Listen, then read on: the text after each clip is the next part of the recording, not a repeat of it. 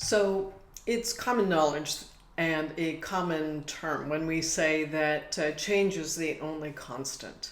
But this has never been more true than it is today. Now, every generation has said that, and every major change, we've talked about how change impacts people's lives, particularly teams as we're leading in our organizations and or our businesses as a solo entrepreneur, as a micropreneur, for example. You may be engaging with people on contract to achieve the desired outcomes. But whenever there is a change, there's a disruption. And that disruption today can be summarized in the term AI, artificial intelligence. And there's all kinds of fears that is embedded in this idea of artificial intelligence. It can be just the unknown, that the technology is being introduced so quickly, it's being adopted by so many people so fast, and is having major implications on society, on individuals, on professions and industries. And it's affecting how people are thinking about their own future. And there are fears about how will we, adopt this technology? How will it impact my job and my job security? Even if you're an entrepreneur, you'll be thinking about how can I bring this technology to my customers before the competition does.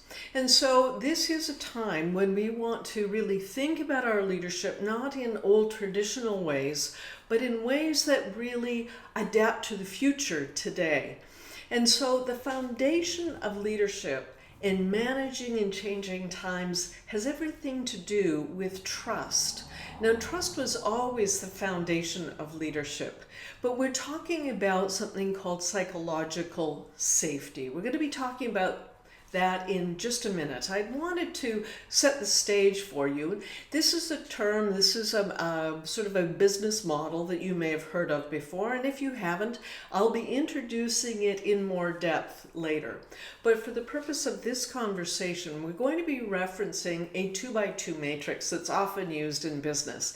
And that 2x2 matrix we're going to be talking about is called the Johari window, and it's simply a way for people, individuals, professionals, and leaders to look at how we engage with the world and how the world engages with us. And it's important to look through these 4 window panes. So think of the 2x2 matrix.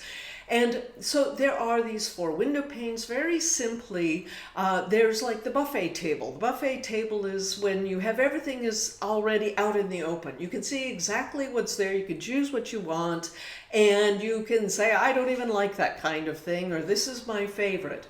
But that's sort of the window number 1, where everything is known by everyone.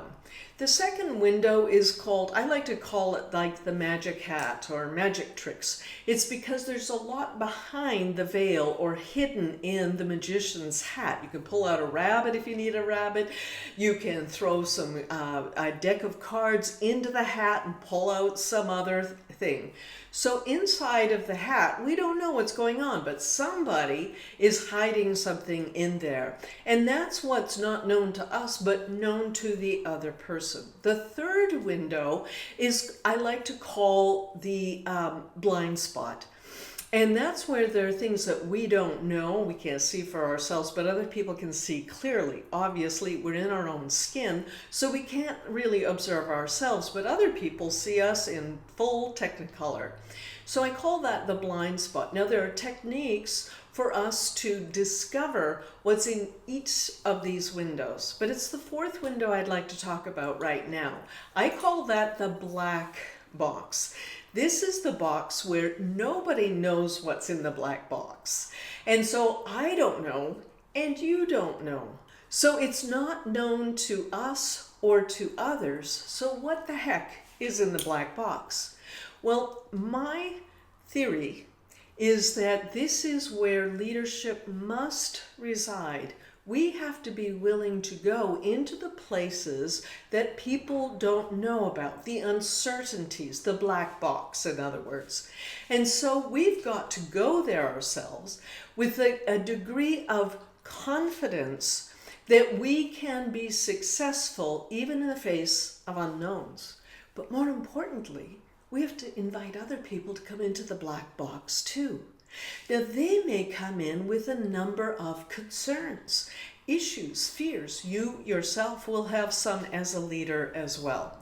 But leadership is about creating the psychological safety where people can trust us as a leader and follow us into places where there are no guarantees. So what's in the black box that we can trust if we don't know anything about it? Us. I call leadership a game of tag. Tag. You're it. I'm it. This is it. And so we want to create the psychological safety, particularly in this black box of the unknown, so others can perform even without the guarantees. Well, how do we operate there? Well, I like to think about it as a sandbox. Now think about the time when you were a child, or you've had children, or you've been to a playground and you've seen children playing in a sandbox. What's going on? Well, they're being very inventive. They're building castles and stomping them down. They're maybe making roads and mountains, and then they're just playing. New kids come to the sandbox, they just get right in there, roll up their sleeves and start creating as well. There are no rules in the sandbox. But here's the thing, everybody's safe in the sandbox. You can build things and break things, create things and imagine things. And you're perfectly safe in this sandbox because everybody's operating under this known that it's okay. And that's what we're going to create for our team members. Our job is to create psychological safety. Now, this is actually a researched term, and there were two principal studies that came out that underscored this important lesson for leaders. The first one came from Amy Edmondson. She is a PhD and a professor of business at Harvard University.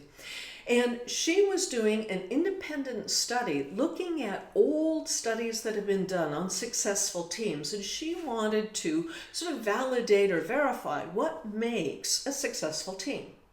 Now, simultaneously, but completely unrelated, on the other side of America, there was Google. And they set out also to determine what makes up for the highly successful team. They said, we'll just make an algorithm for it, and we'll select people that will always fit the algorithm. We'll always have the best teams in the world, and that's how we're going to hire from now on. And they called this the Aristotle Project.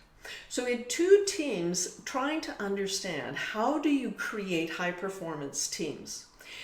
Fascinating. If you fast forward to the end, both of them came to the similar conclusions, and then it was revealed that these separate studies validated their conclusions.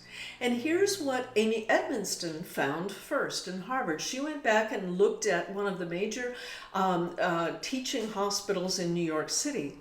And there were renowned hospitals and renowned doctors and renowned teams. And so she was looking at the theory of the best and the brightest. You hire the very best people who go to the best schools, have the best scores, and have come from the best teams from anywhere in the world. And if you bring all the best people together, you're definitely going to have the highest performing team, won't you? Apparently, no. That is not the right answer. The right answer, she discovered, was not the teams that had the best and the brightest, but the teams that worked the longest together. Those who collaborated together regardless of what their reputation had been before, what their university profile was before. But when they came together and they performed and practiced over and over, repetitively together, they developed a method of checks and balances, norms you might call them, that elevated the performance. And here was the underlying factor. It was truth telling, speaking truth, not to power, speaking truth to your peers. Well, what does that really mean? Well, again, in the study, from the New York hospital, they discovered that the doctors who had the best reputations had the highest mortality rate during surgery. How could that be? Well, they made more mistakes. They left instruments or gauze inside a patient, which later was the cause of death.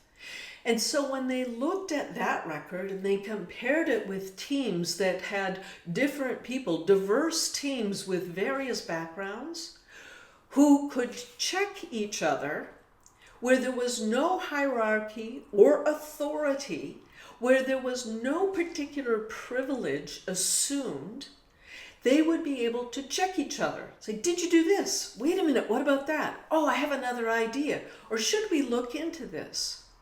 Now, what's really fascinating for a leader is that it's up to the leader to create that environment where people can tell the truth to one another. Now, this was validated by Google in the Aristotle Project.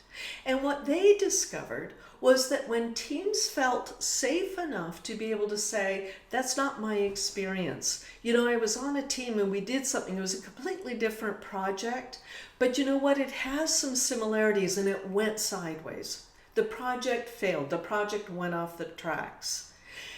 Instead of fearing that sense of losing your status, losing your job, maybe losing that opportunity for the next promotion because they spoke up, maybe losing a friendship or a relationship at work by contradicting what was conventional wisdom and speaking from that place of knowledge and experience, they discovered that they reduced the error rates and increased their success rates, as well as accelerating their projects, because the teams were more dynamic and had this opportunity to speak truth to their peers. And so when we can remove the fear that someone might have of losing their status or their job, when we can shine a light in that black box and say, I've got your back, we don't know, we don't have a guarantee, but we're going to explore and experiment. We're going to, we're going to maybe fail, but failure isn't fatal. Failure is how we learn. And that's the culture a leader wants to create, to overcome the fears that can actually handcuff your teams and prevent them from some of their best work. And so what do leaders do in the black box? We take risks and we invite others to take risks with us. And then we support them in their decisions. We challenge them when we have different ideas. And we collaborate together as equals, regardless of title, so that we can be a successful team and motivate people to step into the unknown and create outstanding outcomes. So we're going to be speaking more about the other boxes as we go deeper into our courses, but that's in brief one of the windows of the Johari windows and how we motivate people despite the fear of unknown and in changing times. We'll see you back in the next section.